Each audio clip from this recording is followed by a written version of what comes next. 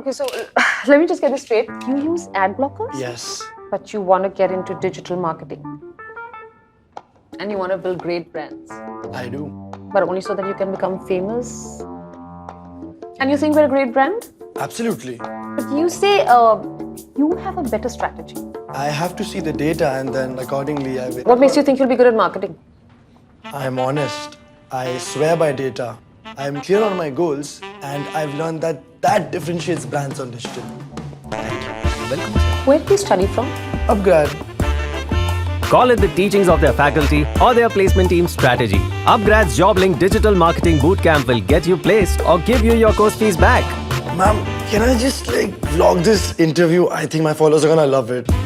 Sorry, what?